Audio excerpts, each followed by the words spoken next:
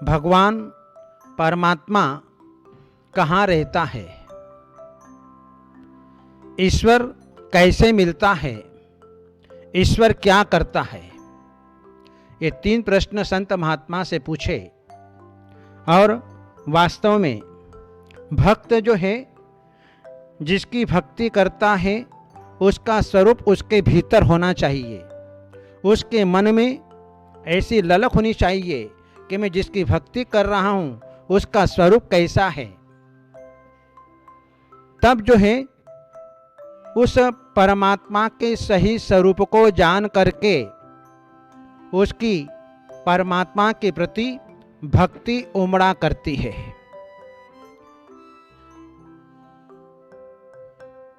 ईश्वर कहाँ रहता है? महात्मा जी ने कहा कि भक्त एक काम करो, आप जो है 1 गिलास दूध में चीनी मिला करके लाओ। वह भक्त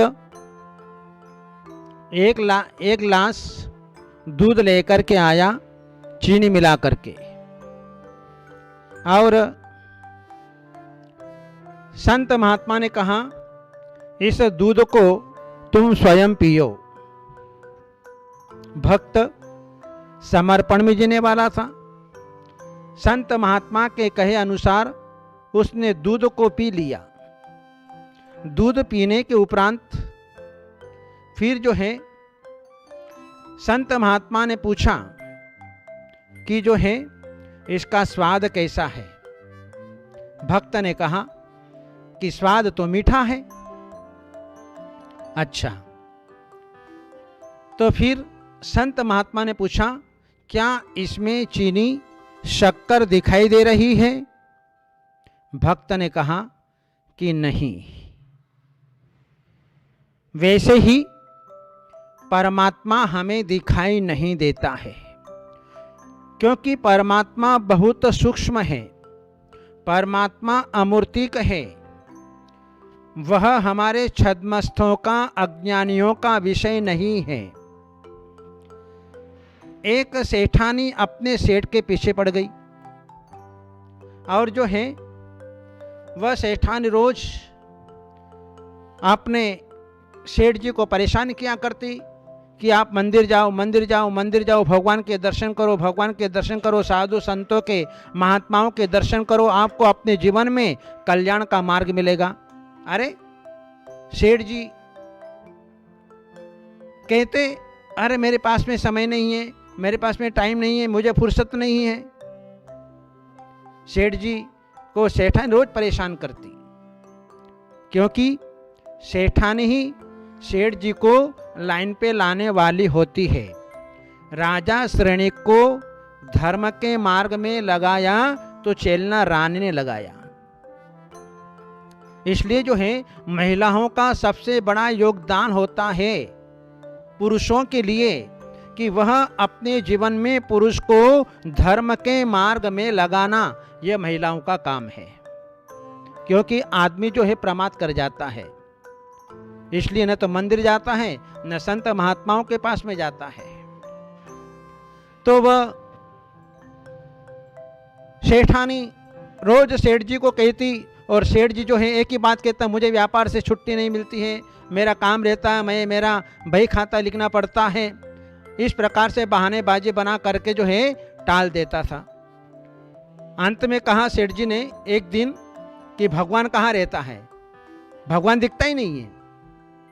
ठीक है, अगले दिन क्या किया, सेठानी ने एक बहाना खोजा, और जो है मेरे माथे में बहुत दर्द हो रहा है, बहुत दर्द हो रहा है, तो मुझे जो है दवाई ला करके दो। सेठ जी ने जो है दवाई ला करके दिया, और दवाई ला करके दिया, पूछा कहाँ दर्द है?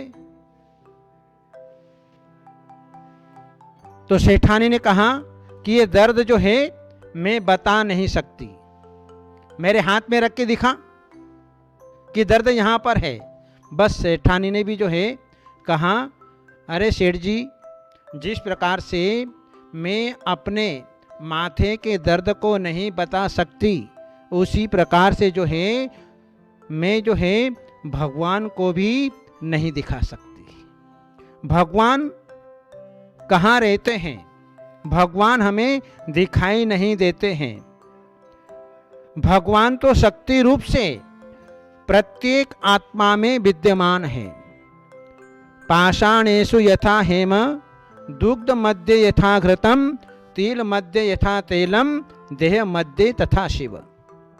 जैसे पाषाण में स्वर्ण होता है, दूध के मध्य में घृत होता है, तिल के मध्य में तेल होता है, उसी प्रकार से शरीर के मध्य में आत्मा भगवान रहता है।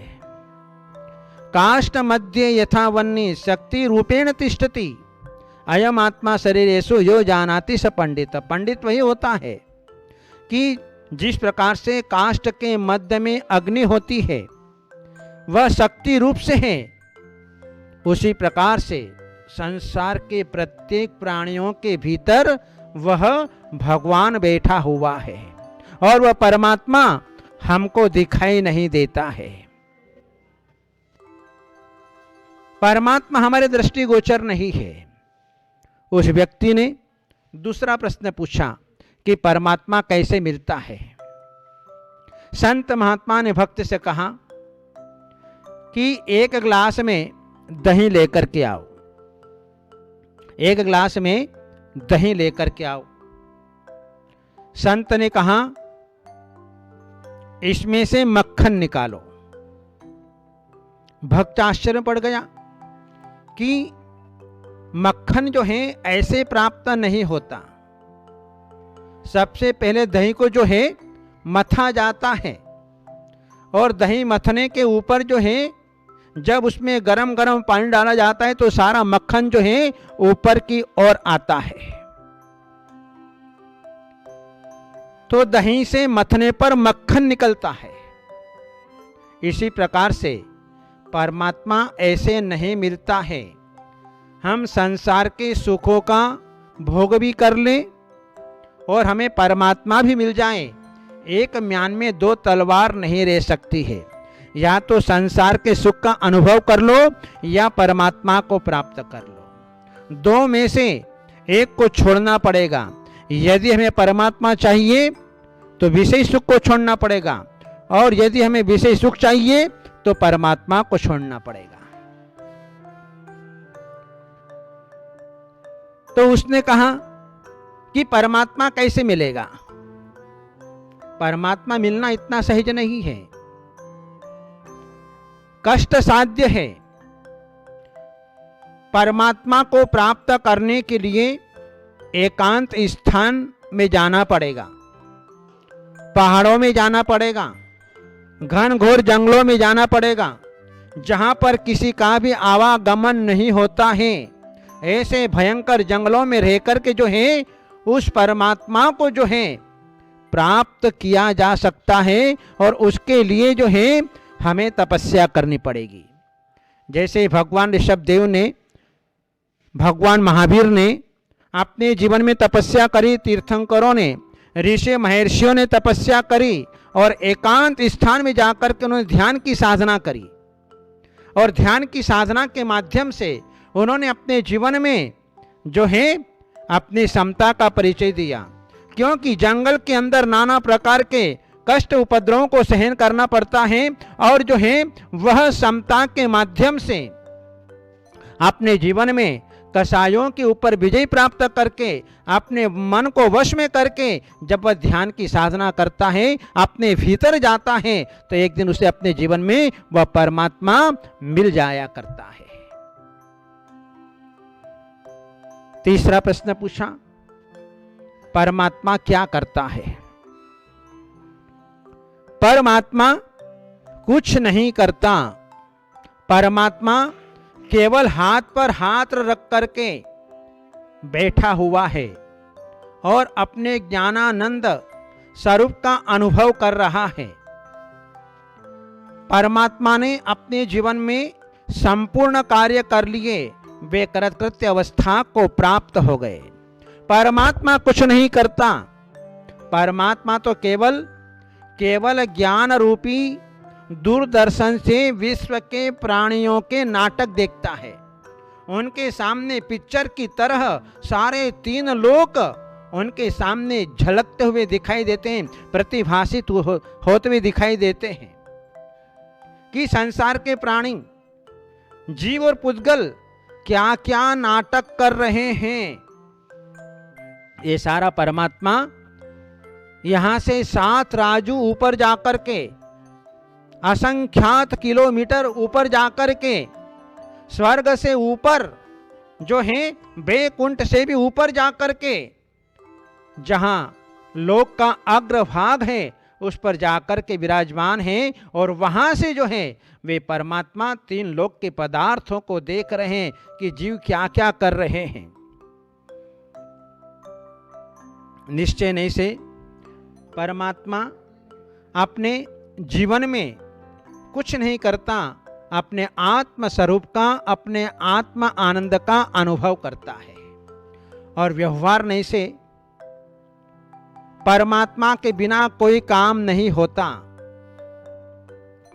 परमात्मा कुछ करता भी नहीं और परमात्मा के बिना कुछ होता भी नहीं। निश्चय नहीं से परमात्मा कुछ नहीं करता, जो कुछ करता है व्यवहार नहीं से करता है।